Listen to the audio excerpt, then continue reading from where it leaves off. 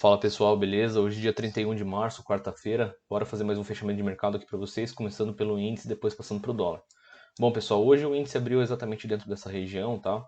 Se a gente der uma olhada aqui nesse retângulo, esse retângulo aí foi o final do dia de ontem, tá? Depois de um forte movimento de alta, o mercado acabou consolidando. A gente percebe aqui pelo distanciamento das médias, né? As médias estão flat, com bastante sombras para cima, bastante sombra para baixo. Então isso daqui é uma região que tem que tomar muito cuidado, e o mercado no dia de hoje abriu exatamente dentro dessa região. Quando a gente tem esse cenário, tá? Se a gente já tem um cenário de range bem definido do dia anterior, a gente simplesmente pega esse range e estende para o dia seguinte. Para quê? Para esperar, obviamente, o mercado sair dentro desse range ou para cima ou para baixo, certo? E aqui a gente percebe que o mercado acabou brigando bastante, deixando pavios para cima, pavios para baixo. Aqui, esse pavio aqui embaixo significa a defesa dos comprados, né, na região de suporte. Então entrou o fluxo comprador, o mercado acabou invertendo aqui as médias móveis, entrou um fluxo de compra, né? Particularmente falando, eu não gosto de operar nesse cenário, eu sempre espero, e até porque eu gosto de operar num cenário onde o mercado, de fato, ele me mostra aí uma inversão de movimento. O que eu estava esperando era que o mercado fizesse isso, fizesse essa ancoragem e desse continuidade, tá? Só que aí o que que o mercado fez? É exatamente aquilo lá que eu falo para vocês sempre, né? Em mercados consolidados, 80% dos rompimentos são falsos, e não deu outra, tá?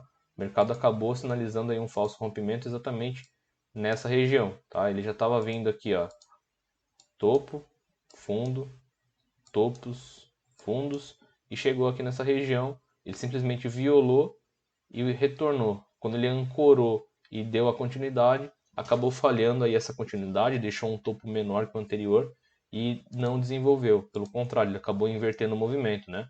Olha lá, ele fez esse topo, recuou, fez esse topo menor, e quando ele perdeu aqui, ele acabou formando uma figura gráfica aí, o M, né? Que é o topo duplo na região de resistência, inversão de movimento. Infelizmente, tá? Infelizmente, eu cometi um erro operacional hoje. É algo que eu não faço, mas hoje acabei fazendo. Fui tentar antecipar um movimento, tá? Dentro do meu operacional, para quem me conhece, principalmente para os meus alunos, né, que operam todos os dias comigo, sabem que eu não tomo decisão baseada em achismo. E hoje, infelizmente, fui lá e fui tentar antecipar um movimento. Ah, o stop está barato, vou lá, entrei aqui. Tá? Não tinha nenhum motivo que eu tenha entrado aqui numa região de resistência. Então, sim, hoje cometi uma burrice. Entrei aqui, fui estopado embaixo da VWAP, perdi aí aproximadamente os 400 pontos na primeira operação. O mercado inverteu, deveria ter virado a mão, optei por ficar de fora, tá? Então, realmente foi um erro bem feio aí, até porque quando tem rompimento, e eu gosto de operar rompimento, é um rompimento claro, com contexto, não em mercado lateral. O mercado precisa ter desenvolvido, ele afasta da média, retorna para a média, ancora e depois vai. Nesse caso, ele fez um pullback dentro do range, então para mim já estava descaracterizado. E mesmo sabendo disso, fui lá e comprei, tá? Então hoje eu realmente cometi um erro aqui operacional, acabei entrando aqui, fui estopado. Aí o mercado inverteu, tá? Se a gente prestar atenção, inclusive, pessoal, dentro desse range aqui que o mercado estava trabalhando, o que que a gente percebe? A gente percebe que o índice trabalhou num padrão ali de alargamento, né? Ó, rompendo topos e rompendo fundos, né? Então, um padrão de zigue-zague bem perigoso aí para quem acaba operando rompimento, que foi o meu caso, né? Infelizmente tomei essa decisão errada hoje. Muitos fazem isso, mas não tem coragem de se expor. E eu estou aqui dando minha cara a tapa sempre, né? Mostrando o que eu faço, o que eu deixo de fazer. Porque ser trader é isso, né? Por mais que 90% das vezes a gente siga o operacional, a gente é humano e comete erros sim, tá? Então hoje foi o meu dia, acabei cometendo esse erro. E aí, pessoal, se a gente der um zoom out, a gente percebe que desde lá do dia 25, né, a gente estava trabalhando aí num cenário ascendente, e ontem, tá, eu reajustei essa linha de canal, porque até então o mercado estava trabalhando aqui, né, ontem como fez esse fundo, eu reajustei a linha do canal para cá, e essa linha de retorno do canal acabou tendo impacto exatamente aqui nessa região, tá, porque teve uma confluência. Então, se a gente olhar aqui, ó, o que, que a gente consegue observar? A gente consegue observar que essa região aqui é uma região de suporte, né? E exatamente aqui, pessoal, o mercado acabou tendo uma confluência bem interessante. Por quê? Porque é uma linha de retorno de um canal mais o suporte, tá, dessa congestão. E a gente percebe que o mercado veio tendo dificuldade, tá? Nessa região, mas ao mesmo tempo ele não teve força o suficiente para romper aqui essa região de resistência. Então ele fez topos iguais, fundos ascendentes, só que a pressão gerada aqui pelo distanciamento e posicionamento das médias móveis, alinhado com a VWAP, acabou tendo um impacto aqui de rompimento, né? Houve uma ruptura dessa linha de canal, houve uma ruptura dessa região aqui de suporte. Não dá para ver muito bem aqui pelo gráfico de 5, tá? Quem opera aí pelo gráfico de 2 conseguiu identificar melhor aqui a entrada. Que a entrada estava bem aqui, ó. E aqui a gente acabou pegando uma venda também, né? Eu e o pessoal lá da sala ao vivo. A gente fez uma venda, consegui amenizar o prejuízo que eu tinha feito e acabei finalizando o trade aqui nessa região. Pô, Adriano, por que você finalizou o trade nessa região? Porque aqui, pessoal, se a gente pega essa alta inteira de ontem, aqui é a máxima, né, do dia de hoje, aqui é o fundo do dia de ontem, e o mercado simplesmente cravou aqui, ó, nos 50%. Então isso daqui acabou gerando impacto nos preços, até tinha um alvo de FIBO um pouquinho mais para baixo, tá?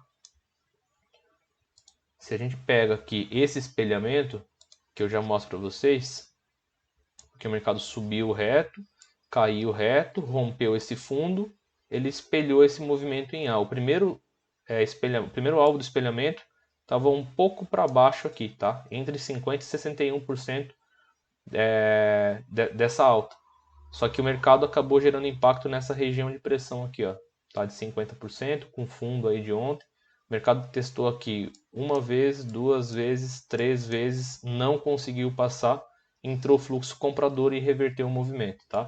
Então, olhando por essa ótica, tá? Aqui era a região de 50%, beleza? Eu vou tirar esse FIBO aqui para vocês conseguirem enxergar melhor aí o meu racional. E aí, como ele trabalhou nesse cenário de espelhamento, poderia pegar esse topo, esse fundo e simplesmente espelhar para baixo aqui, tá? Dava algo um pouquinho mais para baixo por conta aí de uns 70 pontos, acabou não pegando no alvo, tá? O que realmente é bem atípico, porque eu estava bem convicto que iria vir para essa região. Claro que essa região aqui de alvo mais essa região de 50% geraria uma pressão, uma região de pressão maior.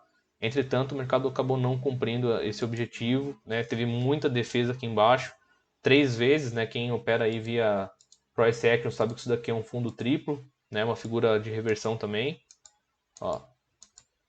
E aí quando entrou, né? Quando quebrou essa angulação das médias móveis e inverteu o movimento, quem trabalha aí com o espelhamento poderia ter pego esse último topo, esse último fundo e trabalhado aí com o espelhamento para cima, certo? Então que basicamente aí seria a caixinha. Poderia pegar essa angulação aqui e jogar para cima, né? Então quem fez isso basicamente seria o seguinte: daria para pegar aqui, quer ver? Você poderia pegar esse fundo, que foi o último fundo relevante, com esse último topo, a partir do rompimento, você espelha aqui, ó, uma, duas vezes para cima, tá? A gente percebe que o mercado simplesmente replicou 100% desse movimento em V para cima e finalizou o dia aqui, tá? E em confluência com essa região, pessoal, se a gente pega o Fibo de queda, né, o Fibo do dia de queda, essa retração foi exatamente no 61.8, tá? Então pegando a mínima com essa região aqui de topo, a gente percebe que o mercado retraiu aí no 61.8, tá? Que é aquilo lá que eu falo para vocês. 61.8 normalmente é a região onde os preços são impactados e acaba segurando aí o mercado, tá? Que basicamente foi essa região aqui. Beleza? O mercado testou duplamente aqui. A gente percebe que essa região também é a maior região de briga do dia, né? Olha lá. Então o volume profile está bem esticado aqui, sinalizando a maior região de briga por nível de preço no dia. Então a gente percebe que nessa região aqui teve consolidação, né? Tanto aqui, quanto no começo do dia.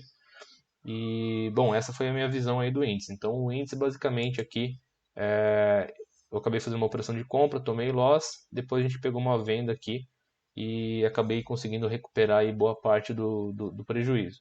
Já no dólar, pessoal, o dólar aí acabou pegando um bom movimento direcional. No começo do dia ele estava bem feio, bem congestionado, né? Mas depois ele acabou desenvolvendo. E o dólar hoje foi extremamente técnico, né? As médias móveis estavam bem alinhadas, Quem entrou na venda aqui acabou não passando calor, né? Ele desenvolveu extremamente bem. E quem trabalhou aí com as caixinhas no intraday se deu bem, né?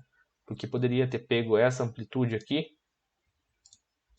né? A partir do rompimento desse candle,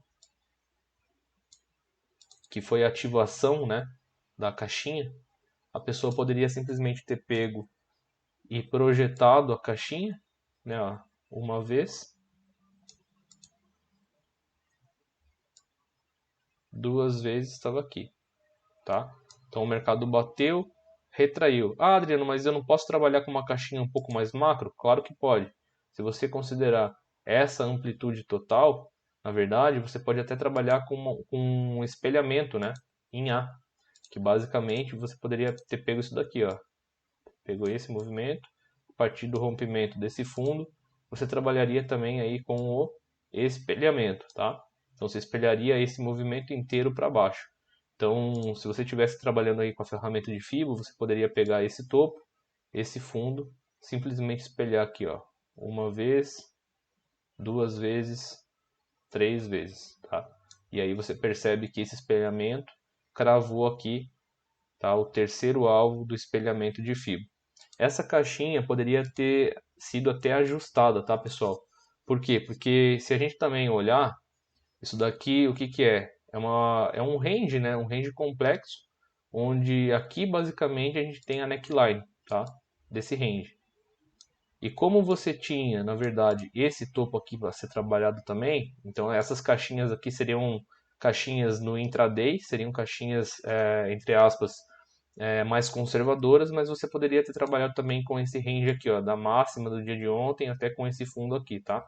Então você poderia trabalhar dessa forma, daria alvo um pouquinho mais longo, mas estaria extremamente correto também desenvolver o mercado nesse cenário, até porque trabalhando a partir desse topo, a gente percebe que tanto as caixinhas, né, 200% da caixinha, com o terceiro alvo de Fibo geram a mesma região de pressão aqui embaixo. A gente consegue observar essa mesma região de pressão de dois níveis de Fibos diferentes, tá? Cravando aqui na mesma região. Então foi um movimento bem interessante, né? Até esse pullback que o dólar fez, veio testar aqui a média de 50, fez uma inversão, depois começou a trabalhar de novo no cenário descendente e veio cravar aqui no final do dia, tá? Um movimento. Então, olhando aí pela ótica dos 5 minutos, o dólar deu uma boa oportunidade, tá? Até pelo 2 minutos, tá? Aqui não dá para ver porque aqui a gente está olhando 5 minutos, mas o 2 minutos deu uma linda oportunidade de venda aqui nessa região, tá? Depois aqui ele gerou realmente aí a confirmação do rompimento, da ativação aí do espelhamento, ativação do pivôzinho, né? Aqui eu não vejo possíveis entradas porque ele já está bem afastado da 9, está afastado da 20, estaria vendendo fundo, né? Só que quem vendeu aqui ou aqui acabou não passando calor, só veio conduzindo o trade, né? Então, desde essa entrada, na verdade, o mercado chegou a cair aí 110 pontos. Dessa entrada aqui, o mercado chegou a desenvolver aí 89 pontos. Claro que quem esperou aqui acabou, né, passando um puta de um calor porque ele voltou 60 pontos. Então, não faria sentido trabalhar nesse cenário. Essa retração, inclusive, se a gente pega desse fundo até esse topo, a gente percebe que o mercado veio bem próximo aqui, né, da região dos 50%, junto com a VWAP. Então a média de 50 estava ancorando aqui, acabou impulsionando o mercado para baixo. E quando o dólar acabou rompendo essa angulação, né, pessoal? Essa angulação aqui, dessa linha de tendência de alta, a gente percebe que o mercado segurou uma vez, duas vezes, três vezes, e aqui ele rompeu, tá? Nesse rompimento também caberia aí uma possível venda, né? Tudo bem que as médias estão bem flat, mas por contexto de rompimento da angulação, caberia uma venda com stop em cima aqui, né? O stop aqui em cima, não seria estopado, né? E aqui o mercado acabou desenvolvendo de novo. Então quem acabou vendendo aqui chegou a pegar aí, pelo menos, né, projetando aí os alvos da caixinha, chegou a pegar aí quase 40 pontos também nessa queda, tá? Então essa foi a minha visão aí do dia de hoje, espero que vocês tenham gostado. Vamos para cima e a game porra.